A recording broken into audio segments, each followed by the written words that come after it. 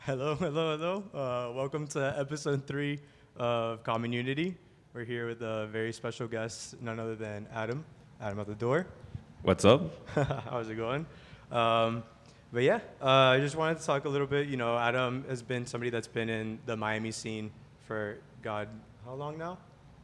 I moved here in 2012, and I started DJing around in 2013.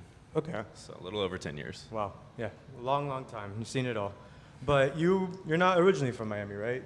You grew up somewhere else? No, that's correct. I was born in Kansas and moved here for college. I went to music school at University of Miami. And yeah, kind of been around ever since. Haven't wanted to leave. Yeah, it's very interesting coming from Kansas to Miami. That's definitely a huge change. So what was it like growing up over there? My early years, I was living in or outside of Kansas City.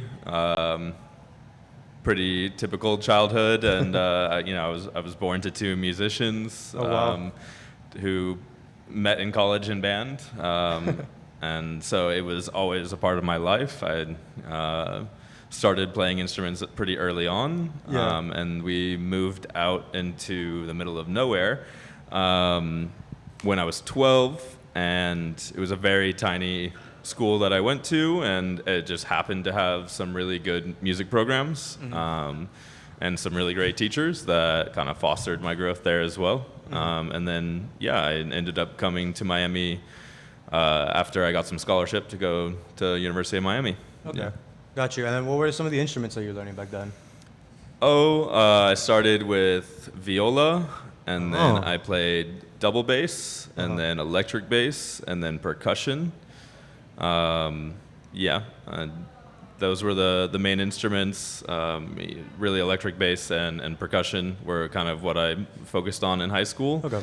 And my sophomore year of high school, they let me take an independent study with one of like I said, it's a very small school, so elementary, preschool through high school is all in one building. Oh, nice. And the elementary school music teacher actually suggested that I pick up music production, and it was something that I had been thinking about, and I was really into rock back then, and was playing a lot of different instruments. I was trying to learn guitar, never could. Me neither. Sorry, mom and dad.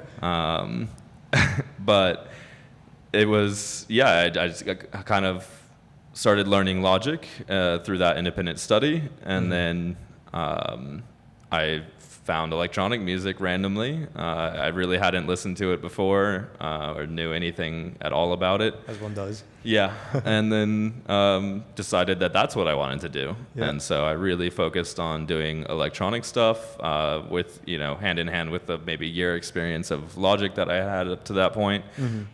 So it just kind of clicked together. And then I was actually looking to apply to University of Miami on electric bass, and was looking for the requirements for the audition online, and saw that they had a live electronic music degree that every other school that I'd looked at did not have. And so I was like, well, I want to try that. I'd been studying it for a couple of years or 2.5 years at that point, and had a pretty strong foundation. And so I applied on that, and I guess, that's an interesting story. I got here to Miami to audition with that, and I was doing a lot of live looping stuff. So I was playing bass and beatboxing and singing, which I'm terrible at. And got into the audition and was setting up, and I was like, okay, so how do these normally go? I've never, heard of a school having these, and they're like, well, we're about to find out. You're the first one we've ever had. Oh, wow.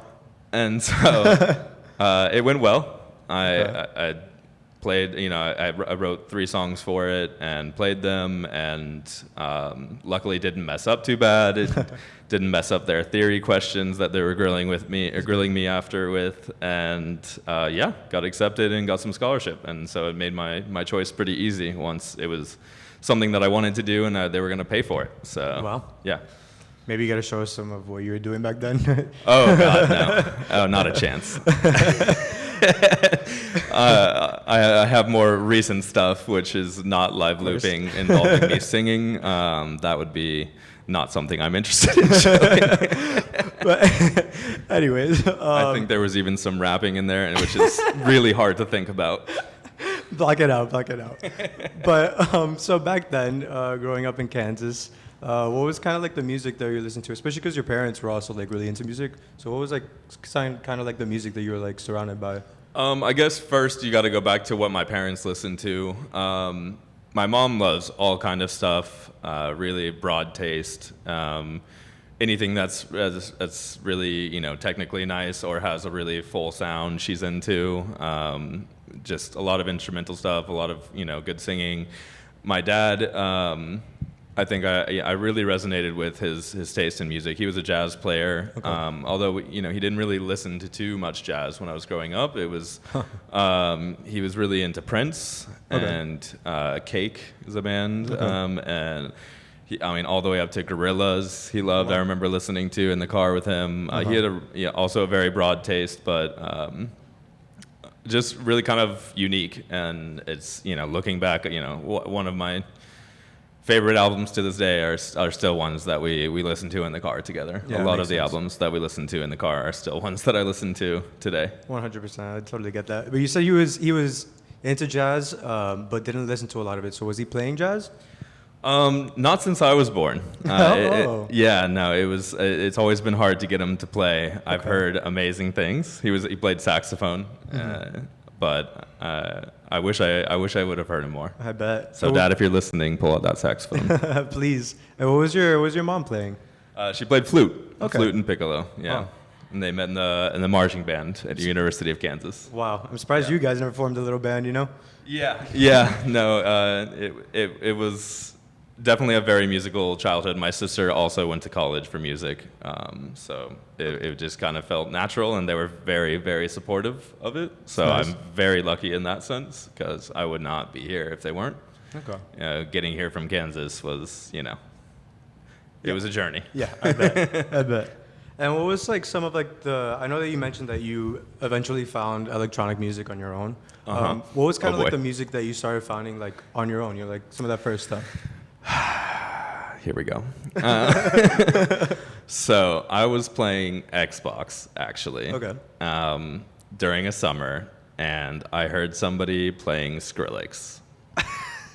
Scary Monsters and Night Sprites. Of course. Yep. And then I messaged him over Xbox. I was like, what the hell is this? And he sent it to me. And ever since then, I kind of just went from there. And, a lot of that time I was into dubstep and into like bass music for a while, which was actually the more prominent form of electronic music in the Midwest, Wow. at least where I was. Okay. And then I came to school. I was starting to branch out. I was listening to a lot of liquid drum and bass, which is what I learned to beat match with. And then a bit of house music as well, a bit of techno I was starting to get into. And then I met Karam John, a good mutual friend of ours, who really exploded my taste in music into what it is today. I credit him a lot for that. Okay, nice. What were like some of the first like electronic like I guess like raves that you had seen at that point? Like shows, like Yeah, raves, yeah, shows, yeah. It was a lot of bass music, a lot of dubstep in Lawrence, Kansas, where University of Kansas is. They had a couple of nice places there. I feel like my ears were never the same. It was very loud. Yeah. And but yeah, I definitely I would go and I would dance. Nobody that I knew in Kansas would come with me. I would just go solo because I lived in the country at that time, and it was either rock or rap or country, and that was it. Those were the only three genres that existed there. Yeah, I got you. And then so you mentioned a little bit that liquid drum and bass was kind of what you first learned to be matched with. Yeah. I cannot remember for the life of me what the name of the online radio station was. Shout out MCR. But it was in Australia, and they were streaming almost 24 hours a day, just a very similar setup to this. And I was just infatuated with it. I was just listening, and a lot of what they were playing was drum and bass, and the stuff I really stuck to was liquid, and so started listening to more and more of that, and was getting more into it. And then, at that time was when I decided that I wanted to learn how to DJ, and I had a little controller that I was already messing around with, and I'd actually DJ'd a couple of weddings. I just like met somebody that booked me for some weddings, and I was just playing, cheesy wedding music, of course, and getting paid probably the best hourly of my life. Wow. Yeah, weddings are it if you want to make money as a DJ, it's for sure. It's for sure. But yeah, and then I bought a pair of CDJ 800s and a coffin case on eBay for like $600. Oh my God. Yeah, and started burning CDs with a lot of liquid drum and bass, and so a little bit of house, a little bit of techno, and that's where I started, and that's when I moved to Miami and met Karam John my freshman year. We took the setup down to the middle of campus and would just play all night, and nobody would bother us. It was really great. Yeah. That's not bad at all. Yeah. So starting off with like liquid drum and bass, house, techno, I mean that's kind of like the foundation, especially like back then. I feel like that was what was like most common, more or less, besides like the EDM and all of that. Yeah. But how do you think like you've seen like that kind of music change from then to now, more or less? Speaking about liquid or about house and techno? Like we could talk about, let's do liquid first, because that's kind of like, your foundation. I haven't been listening to it much. I started a couple years ago getting into playing records, and that's really just digging around, and that's kind of ignited my passion for it again, and I found a lot of stuff that I really like. I don't get to play it much. Yeah. There's not many venues for that here. And it's not my passion per se anymore. But yeah, I mean, I think it's less about how that music has evolved, but more about my taste has evolved. I've really been drawn more to what I play now, which is house, disco, with some left field stuff thrown in, a little bit of techno when I get booked for something that works for it. Not too often here in Miami, but it's my taste has broadened quite a bit from when I started, for sure. Well, it's speaking on your tastes and all of that, you also produce, no? Yeah, I mean, I'm not currently. Life has kind of gotten to me on that, and it's something I really want to get back into. But yeah, that's what I got my degree in college for, and we studied Ableton. So I was working in Logic up until about a year before I came to college. I made the switch over to Ableton. University of Miami was sponsored that program by Ableton, and so I got to learn it pretty well under my mentors at University of Miami. They were pretty incredible producers, but recently, it's DJing has been where my music time has gone to. As I've had less and less time, I really enjoy it. I love the feeling of it. I do miss producing, and I do miss having that ownership over something that you can play in your set. Yeah. I'll play some today. There you go. Of my own, but these are from 4 years ago. Oh wow. 4 or 5 years Long ago. time ago. Yeah. Yeah. So you definitely had like a little break. Yeah. Yeah. No, definitely. Yeah. Something I want to change. Yeah. So you're kind of like at least up until 4 years ago, like the more recent stuff that you made was kind of like left field techno, from what I understand? Yeah. Okay. A lot of it, I mean, some of it not so much left field. A lot of it was pretty left field, a lot of 4x4 music still. But every, I don't think it sounds super club tracky. I like to think that you can listen to it as much as you could, play it on a dance floor, play it for a dance floor. Yeah. That's definitely the kind of electronic music that really got my attention, was something that is equally listenable just sitting down as it is dancing. Yeah, got you. So then let's fast forward a little bit to kind of what's happened within like the past couple years. You kind of started a little party over at Floyd, right? Discretion. Yeah. So I was given that opportunity by the guys from Floyd in Space, and it was really cool. It was just kind of focused on locals every Tuesday night, which a weekly party is a lot. Yeah, I bet. I learned that quickly. But the hook of the party, which I think was the coolest part, honestly, looking back on it, was the visual artists that we invited each party. If you know Floyd, there's a little stage inside, and I would invite a visual artist to come out and create live while we were having the event run. And I would try to pick visual artists that would go along well with the music. Wasn't always the case, but I think it was really cool to give a avenue to show their work and their process, even more than just their work. It wasn't you just looking at their pieces, it was you seeing how they create them, which I think was the really cool part. Agreed. I mean, to this day, I mean, I've been in the scene for only a couple years, but I have never like witnessed a party like that, especially weekly. Like that's incredible. But it was really cool seeing how sometimes the matching of the artists and the music wasn't the best, but other times it was perfect. Yeah. And it was really cool. Like even when it wasn't on point, like it was still very unique. Yeah. When it experience. wasn't super matched, I don't think it took away from the party. You know, you could.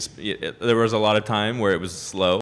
It was a Tuesday night, and all locals party, so we didn't have a headliner for people to pull people out to buy tickets. It was really giving voices to locals, and we just so happen to live in a city where there's a lot of really dope visual artists that are just they're underrepresented. 100%. So it worked out really well in that regard, I think.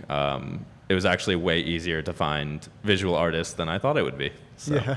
I love that. No, it was such a cool, unique party, and I definitely wish that maybe you guys can get it going again, or someone out there. Maybe, who knows? No, I think. I still have it in my mind that it's not over. Yeah. You know, I've just with my new responsibilities. Yeah, no, 100%. I've just run out of time for it. You know, it's kind of with production as well. So hopefully I'll find a more balanced place and be able to start that up again. Yeah, for sure. Well, going back a little bit, what were kind of like the first places what was like the first place that you got booked at here to DJ? You remember that? The first place I got, well, if you go all the way back, it was called Club Eve. Okay. And it was where 1306, which was ATV Records, back in 2012. Wow. And I don't even really count that. Like I said, I started playing in 2013 because it was a very interesting event. It was a very interesting space. And then after that, I played a couple of random gigs that year as well. My first, what I consider a real gig, was for the party Slap and Tickle, which was a Tuesday party at Bardo.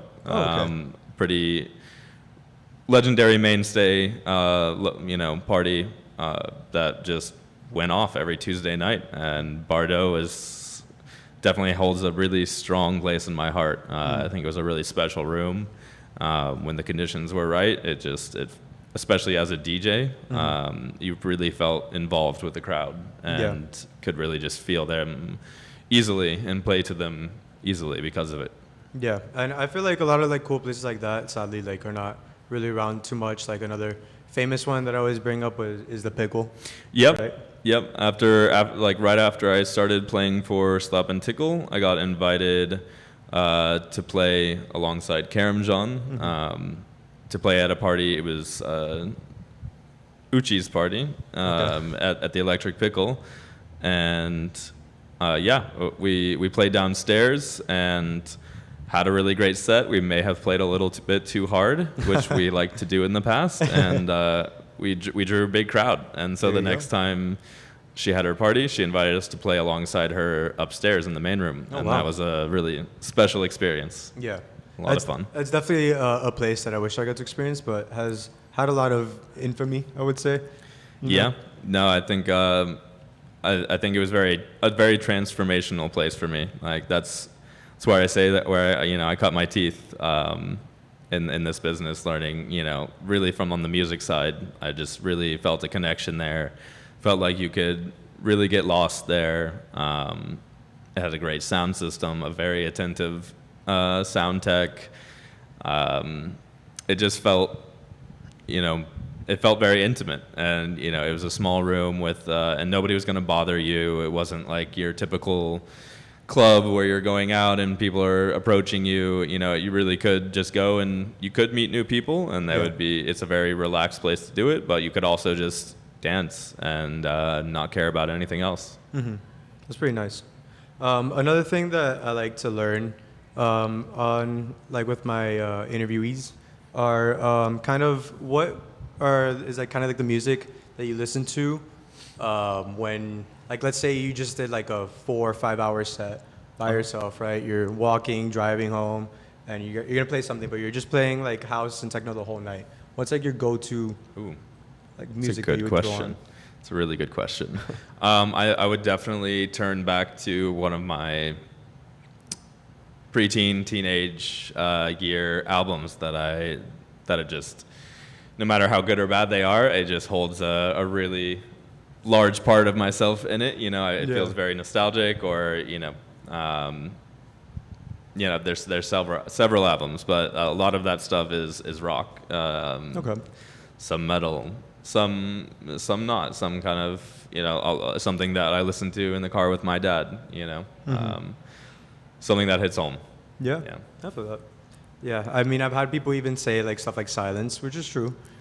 It's definitely, I feel like because most people, especially that aren't DJing, they kind of like expect us to like just like play house and techno and then just keep on listening to house and techno like nonstop. You can't always do that. I mean, there was a time in my life where that is all I did. Yeah, for sure. It was around the clock when I was first getting into it. It's such a world with so much depth. There's so many different genres to explore, and especially within house and techno, it's been around for a long time. So it can be time consuming, and when you're just discovering it, your passion's at an all-time high, and that's all you do. More recently, I've definitely looked back in my life, like what I'm saying now is stuff that's been near and dear to me for a long time. Yeah. And I know that like recently you said that you started collecting records more and playing records more. So how did you get into that? Honestly, I hadn't been DJing, and I had just been working really. And this was actually right when Discretion, the idea for it, was being formed. Okay. And I just felt kind of misplaced from music, and I wanted to try something new.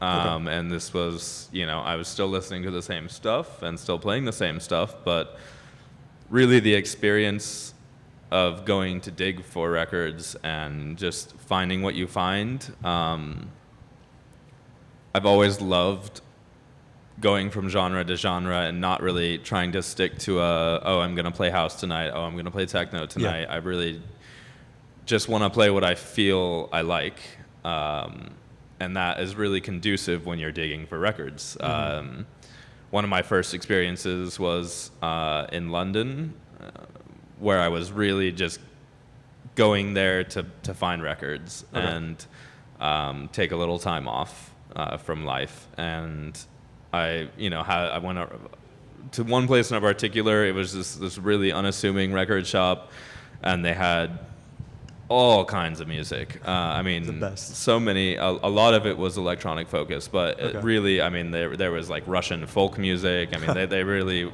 it was just kind of an off the wall place. But because of that, and their electronic section was so varied but not organized, which was really cool. So I was just playing record after record, and like, I mean, I found everything from a really great compilation of Chicago house music, like a really large, I mean, it was like 12 records. Oh, and, in mint condition, and it was amazing. And then all the way to Ludacris. I found a Ludacris record, which is somebody that I listened to in my childhood, so I bought that as well. So it's such a cool way to find music. Compared to just what I was doing up until that point, which was finding it online and kind of going by related artists, and you're always kind of on that same path, veering a little bit at a time. This was just like everything thrown at you all at once, which I liked. Yeah, I mean, and I've always appreciated how, like, especially once Discretion started, like, and I got to see your sets more firsthand, how they do they blend all different types of genres. It's like you said, it's not just like house, it's not just techno. You kind of go from one thing to another, and it all like blends seamlessly, which I feel like is a very, very tough thing to do. And especially nowadays, it's kind of like a skill that you don't see very often and is not really shown for, what do you call it? Yeah, like just shown a lot, you know? Yeah. I mean, I think there's a lot of pressure when you're working in a club environment to conform to who's playing before you, who's playing after you, what the club plays. And I think it makes sense from a business standpoint to do that. It really. There are certain things you should do as an opener set, and there are certain things you should do as a closer or a headliner. What was special about Discretion is it was just my discretion. I gotta do what I wanted, and I think that was. I had been really yearning for that, and so it was a great opportunity for me to be able to do that and explore that and get better at that, because I don't think at the beginning I was as good at that as I am now, after playing every week for a year. Yeah. So I mean, yeah, that'll definitely do it for sure. But I mean, like a party like that, you know, like is so unique, and like you said, you know, like you had the backing for it and the support for a party that I feel like, you know, in 99% of places wouldn't really work, you know, wouldn't really survive. Yeah. No, they really took a risk on it. And you know, I was working there, and they gave me a sweet deal on it. You know, they really did. I can't thank them enough for it. Yeah. It was a really cool opportunity. Yeah, for sure. So then, with all the instruments that back then when you were growing up you had started learning, where's that been? How has that transitioned? Either like phased out, you know, all those, if you still play them a little bit or if you don't? So I think it's a good question. I don't play any instruments anymore regularly. I do have my bass sitting up ready to go. I did not bring my drum set with me to Miami, but both of those, I mean, those were the two main instruments for me, and I think they translated directly into dance music. Both of them are the part of the rhythm section, and that's really what dance music it is. You know, it's a lot of drums and a lot of bass, and how they intertwine. So I think learning both of them set me up for success in that. Okay. And then kind of, because you mentioned a little bit in the beginning how you saw the scene in Lawrence, correct? Lawrence, Kansas, yeah. So I'm guessing you may have gone back once or twice within the past couple of years. Have you seen anything, more or less, even if it's not firsthand, kind of how that scene's been growing there, if there is or not? I haven't gone back to any electronic shows there. I don't know what they're playing now, actually. But I would assume it's along the same lines. They had a very big indie scene, a very, very big rock scene. So I would assume those are still there. I would be willing to bet that house and techno have made a little bit of a come up since I was there. It seems like that's a lot of places, you know. So it would be interesting to go back and do that. Actually, I hadn't really thought of that. Every time I'm back, I'm always with family, and you know, I'm just there to hang out. So haven't really thought about trying that actually. Well, gave me a good idea. And then since you said that, like a lot of the times there's like a lot of like indie and stuff over there, how do you feel like that kind of culture has kind of shaped you, whether it be musically or just personally since then? It affected my clothing choices. Okay. There is some of the best vintage shops in the world in Lawrence, Kansas. Shout out Wildman Vintage. There you go. And good to know. it's incredible because it wasn't huge back then in Kansas. It was, but in Lawrence, I guess to explain it is the only blue city in a sea of red. It's a very Republican state, except for really Lawrence, Kansas, and a few others. But it was big on what they would call back then hipster culture, and there was just a readily available supply of amazing, like, from 50s to 70s, 80s, like, vintage clothing that was in impeccable condition that you just can't find here. Yeah. Not for under a very cheap price. I'm talking like $3 for shirts and, $5 for jackets. Were very cheap and very accessible to broke high school me. And college me every time I would go back. I bet. Yeah, maybe I have to go visit there one day. Yeah. But so going from Lawrence to Miami, how was that like? Definitely a big change, no?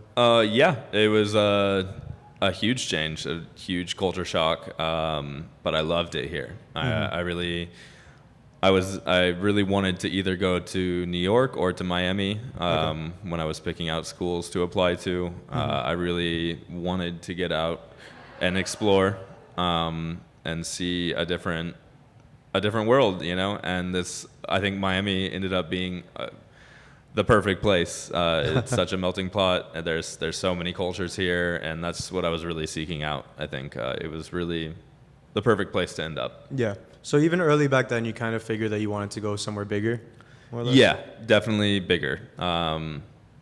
I did not agree with a lot of the people from where I was from on their thoughts on life. I remember specifically arguing with them in class and me being the only person with my point of view. Yeah.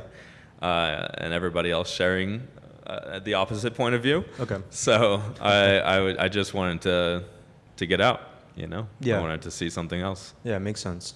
And then how have you felt? Like, do you feel like kind of this life, like the city life is what makes more sense to you? I think right now I'm living in downtown. I'm working in downtown. Love that. Yeah. It's 2 blocks from my apartment to work. Haven't had a car for 5 years. Wow. So I do really enjoy that. There's parts of me that are starting to look back and be like, hey, it's the country wasn't so bad. Yeah. There's a lot of green stuff, a lot of trees. That's for sure. And I miss those. So yeah, for sure. Me and my girlfriend have been looking at places with a backyard and trees for a little while now that I think we're gonna try to accomplish the next time our lease is up. Yeah, I think that'd definitely be nice. Yeah. Yeah, because especially in downtown, it's such a like yeah. I mean, it's downtown. There's just buildings. There's not a lot of greenery. I think it's definitely nice to just go and touch grass a little bit. Yeah. Yeah. I've forgotten what it feels like. Yeah. I definitely can get that. Yeah. So then you've been working in the nightlife for about how long? About so yeah, I started in 2017, the Saturday of Art Basel. Oof. Yeah.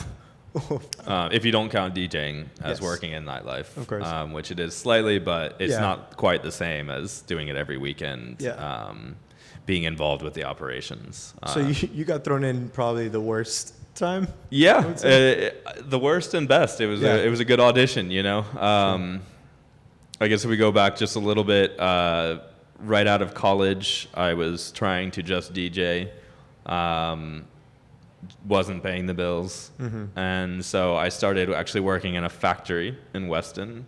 That was shipping boxes to all the Royal Caribbean cruise ships around the world. Yeah. It was like their own little mail center, and then obviously that wasn't my favorite job in the world, and I applied to become a teacher, a music teacher at a new private school that was opening up, and got the job. Oh wow. And so I was teaching music. And a really cool concept of a school, every class was one-on-one. Whoa. And we had a full music studio. Wow. Which I got to build. Wow. So it was also a cool opportunity, and I'm still in contact with some of the children that I taught there. Wow. Which it's really cool to see where they're going and how music's still in their life. A lot of them had learning disabilities, Okay. That's kind of why it was a one-on-one school.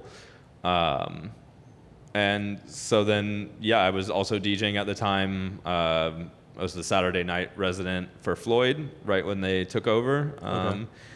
And then I got a call one night from the manager of Floyd at the time that was kind of freaking out. It was during Art Basel. She's like, I need a doorman. You're tall. Can you come and work at the door? And I was like, yeah, you're gonna pay me? And she's like, yeah, cash, night of. And I was like, Wow. I'm there. I'm so there. And yeah, it went really well. And I got a full-time job offer the next day to continue doing that. So Nice. I did both for a while, Okay.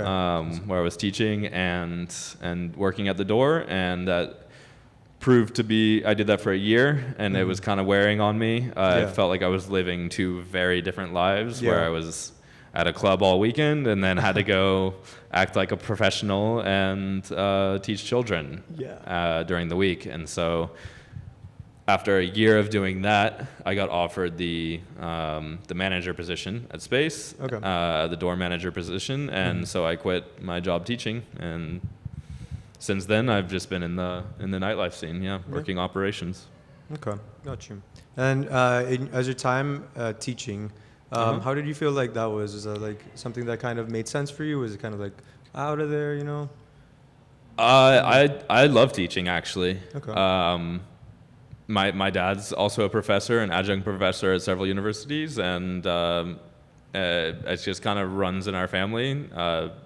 We like explaining things to people, and sometimes that can be annoying, but we're good at it sometimes as well.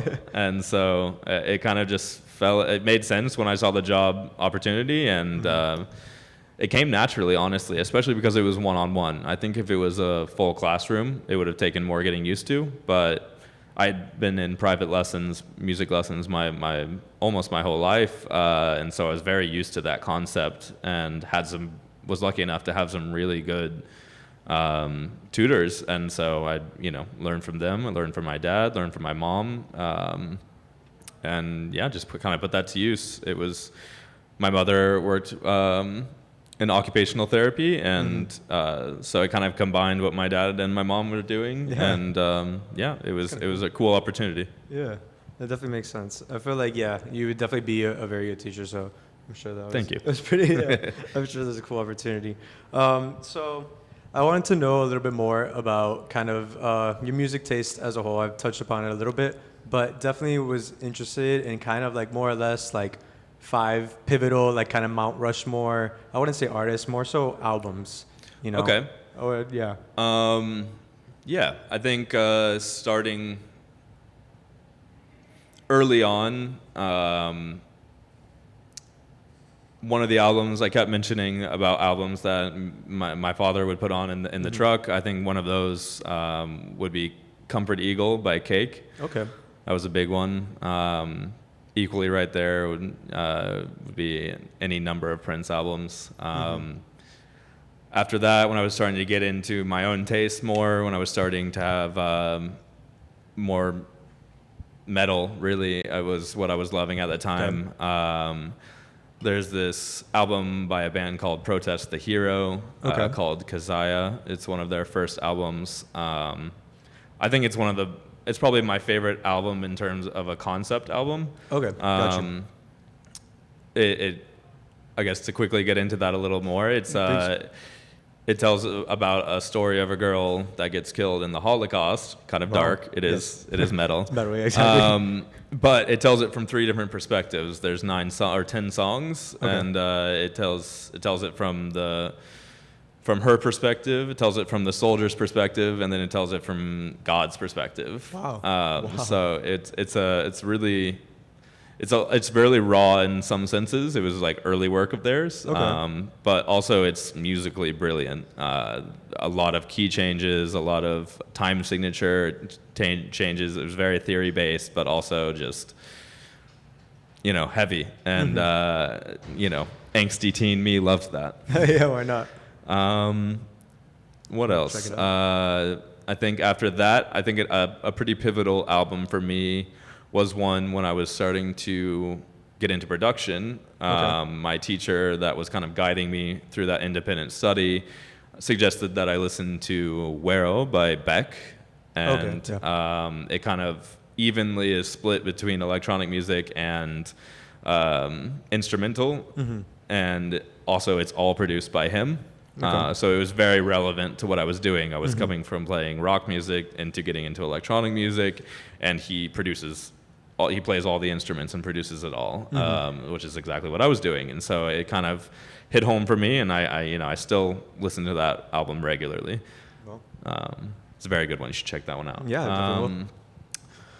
And then after that, after getting into Miami, meeting Karam John, meeting Uchi, and being shown a more wide array of electronic music, I got into kind of some more left field stuff by Andy Stott. He remains probably my favorite artist. There's an album called Faith in Strangers, which my mother actually bought for me, having no idea who or what it was, but definitely impressed that record shop owner when she asked for Andy Stott in the middle of Kansas. He was like, are you sure you want to buy Andy? You're right. But very, very cool album. I was getting more and more into sound design, and I think he's incredible with that. He has a really incredible ear. Which is also, I think, the album that I'm going to play for a listening session that we're doing at Jolene coming up. There you go, an exclusive. Yeah, I think that'll be a good one for that. Maybe a little more challenging than ones we've done before, but on that sound system should be pretty amazing. Oof, I wish I was going to be there for that. Yeah, that sounds nice. Yeah, it's true. You will be gone, unfortunately. The final one. I'm gonna have to think about that. Yeah, no worries. We can circle back if anything. Yeah. But on that topic, what was the first concert that you went to? Oh, okay. First concert was Linkin Park. Wow. And Atreyu. Wow. When I was 12 years old. My best friend, me and my best friend were very into rock at that time, and his mother brought us to that concert. And what time era was this for them? What album? Is this The Wind? This was. You remember? So Hybrid Theory was right before I moved, so it was probably a couple years after that. I don't know if they had come out with the next album yet, which I forget the name of. But yeah. Hybrid, Love them. Yes. So how was that? It was great. Got into a mosh pit at 12 years old. Luckily, I was pretty big for my age, so I didn't get hurt. It was just, it was all about the music. We went, we listened, we came back. We were just little kids. So yeah, of course. After that, I started getting into more electronic stuff when I was, 15 or 16, going to Lawrence, and like we talked about before. Yeah. And then what was like your most impactful, like most memorable concert that you can remember? Wow. Actually, there was one concert one night at the Electric Pickle. It was my first time there, and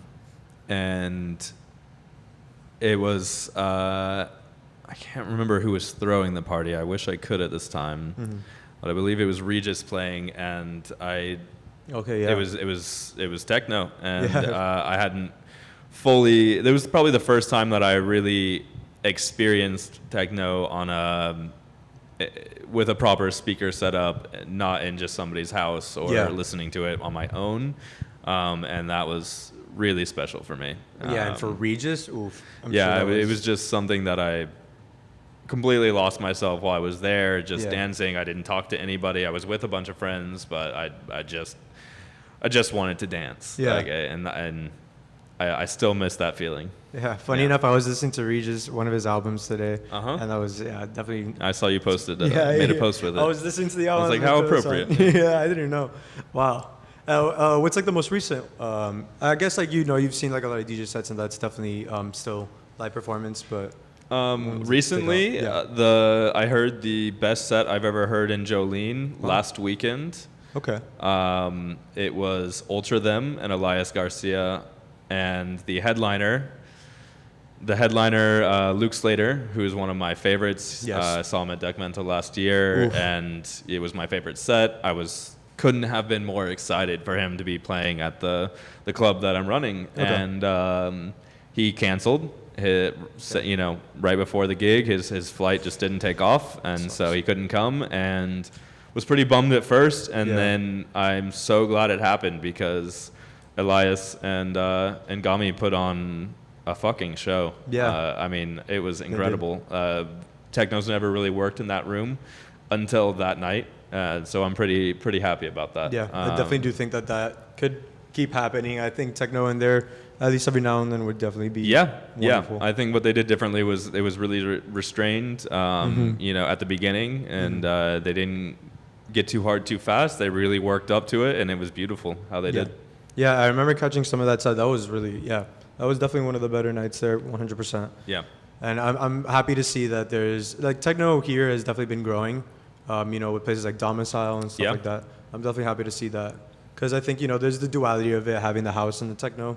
I think we do need both, more or less. No, I think it's, any scene that's heavy on one genre, it's good to expand. Yeah, 100%. And you mentioned that you went to Deck Mantle. I think you've gone a couple of times, no? Yeah, this will be my fourth year. Okay. Going, and it's something that me and my friends do.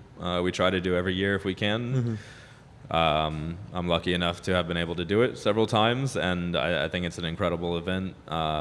Their programming is incredible.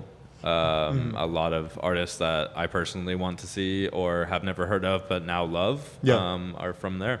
There you go. So what are some of, like, the fond memories that you have from your 4 years? I definitely just being there with my friends.